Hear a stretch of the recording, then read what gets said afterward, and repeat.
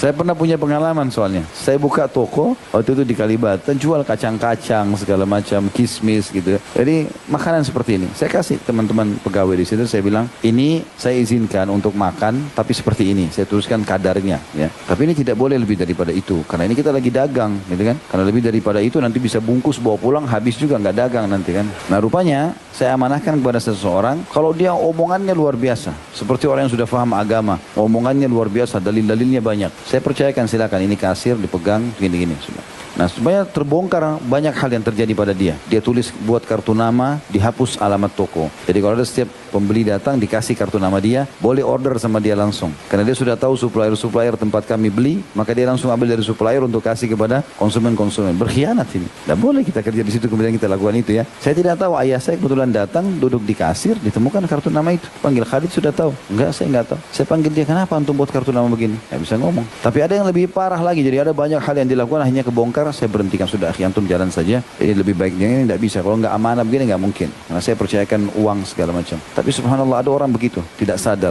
Mereka berkhianat, akhirnya jadi masalah. Makanya antum harus tahu hak antum apa. Gitu kan? Hak antum harus tahu mana hak antum, mana yang bukan hak. Ini kalau transaksi tidak boleh berkhianat. Sama juga kalau diamanahkan uang segala macam. Sampai kata sebagian ulama, ini pekahnya ya. Kalau seandainya dalam transaksi itu seorang konsumen membayar dengan uang lembaran baru, misalnya 50.000 baru, 100.000 baru, berarti itu haknya toko. Nggak boleh antum tukar dengan uang antum yang sudah tua. Kenapa ketawa? Ketahuan. Nggak boleh. Karena itu uang baru punya dia, bukan punya antum. Jelas nggak ini?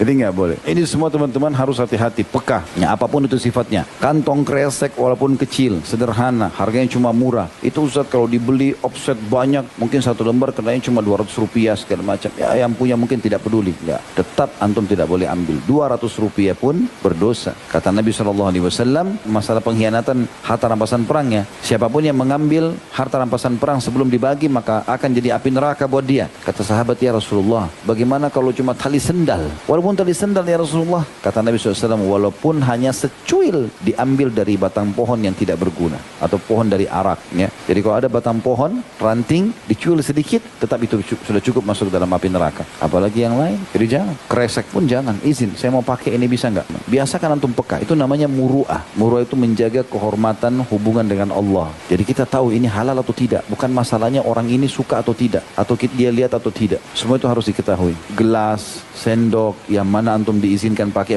yang enggak jangan. Tidak boleh sama sekali. Semua dalam hal apapun ya. Judul full kajian di YouTube.